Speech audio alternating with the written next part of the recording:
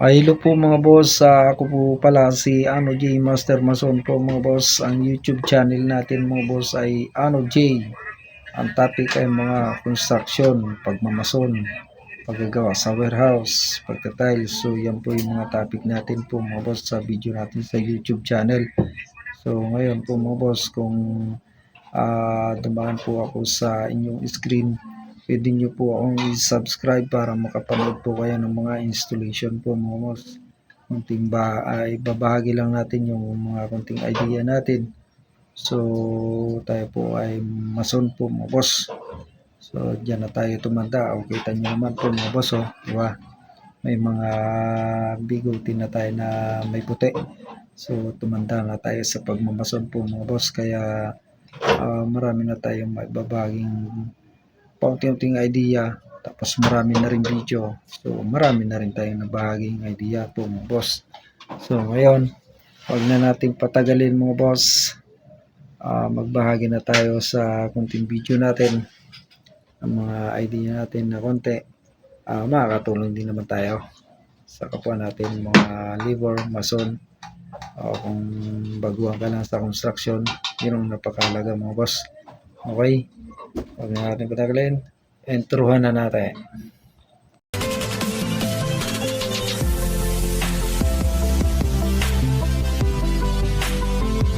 So yan po mga boss, yung ginagawa natin ay dowels po yan mga boss. Baka kung mapapansin nyo, maigsi siya.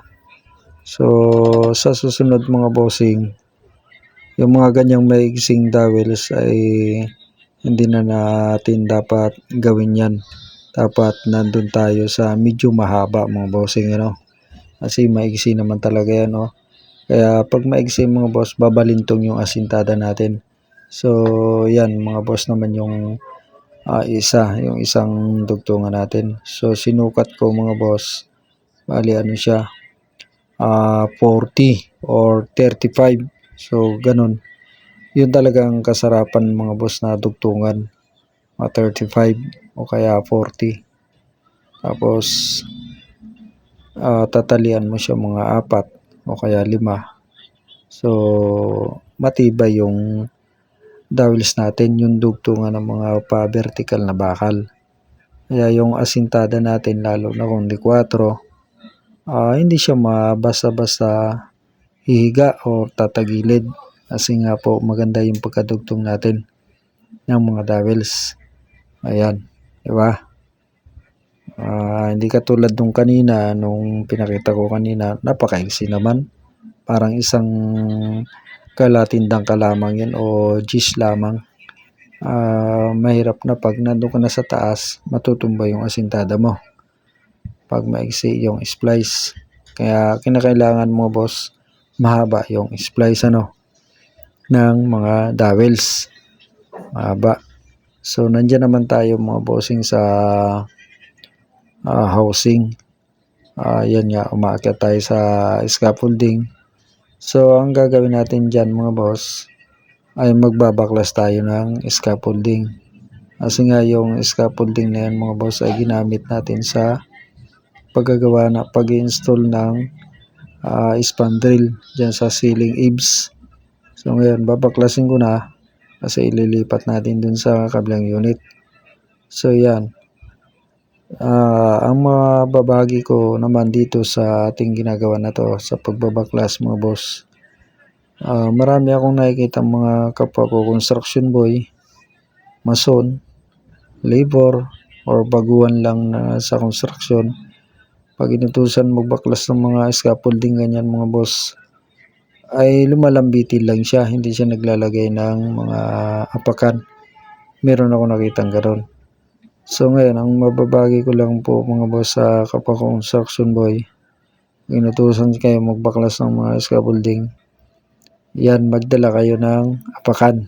Yan, katulad yan. May inaapakan ako, may andami ako. Tapos tatanggalin ko yung mga X-frame. Diba? Ayan, diba? Usad-usad mo. Para pag nagtanggal ka ng X-frame, yan, di ka mahirapan. Kasi yung ibang mga boss talaga, nakikita ko talaga, lumalambitin lang sila dyan. Uunahin nila sa taas, nakalambing-lambitin dun, tapos babaklasin yung mga scaffolding. Nakikita ko sila hirap na hirap. So yan naman mga boss, yung ibabagi ko lang ganyan. 'Di ba? Komportable ka sa pagkakalas ng mga scaffolding. Yan. Tapos pagkatapos niyan, iusad mo lang yung apakan mo. Mag-iingat ka lang kasi wala ngang tali yung apakan na yan. Kumbaga inapakan mo lang yan sa pagbabaklas. Diba? So, lalong-lalo na mga boss sa mga bago lang, padalos-dalos, pag inutusan na magbaklas ang mga scaffolding, mabilis kumilos, hindi naman sigurado. So, mababagi ko, yan ganyan. Siguraduhan yung galawan para hindi tayo masasaktan kumbaga ano. Yan. Naka ano nga tayo mga boss. Yan, nakabota ako. Tapos naka-jacket kasi medyo umuulan yan, umaambon. Tapos may helmet tayo para kung mauntog tayo hindi masyado masakit. Kasi meron tayong protection sa ulo, no? Lalo na sa mga ganyang trabaho ngayon. Yung mga nagbabaklas ng scaffolding. Unang-una, mauuntog ka o matutumba bigla yung scaffolding pag tinanggal mo yung X-frame. Papalo yan sa balikat mo o sa ulo. Kaya kailangan yan naka-safety first din, ano? Yan. Diba? Pagkatapos niyan, ililipat namin yan dun sa kabila. Kasi mga boss, yung trabaho na namin ay pakyawang kami ng spandrel. Baklas kabit kami ng mga scaffolding namin. Yan. Namamakyaw kami ng pang-install ng spandrel. Maliit lamang naman yung mga spandrel dyan mga boss. Kumaga yung ceiling eaves niya ay nasa 60 lang. 60, mayroong 40 sa bandang likod. Payat lang yung 40 lang yung ceiling eaves sa likod, sa tagiliran at saka harap 40. So ganun lang kalapad. Kaya napakabilis lang gawin. Pero mura lang mga bossing ang pakyaw namin. Ano lang, 1K lang yung pakyaw namin. Kaya kailangan mabilis ka magawa ng mga apakan, scaffolding na yan.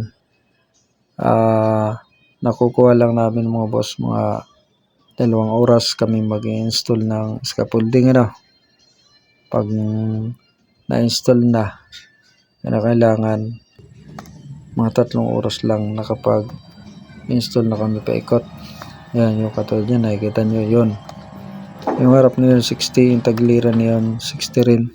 So, sa bandang likod, 40, ganun lang kalapad yung eaves na yan.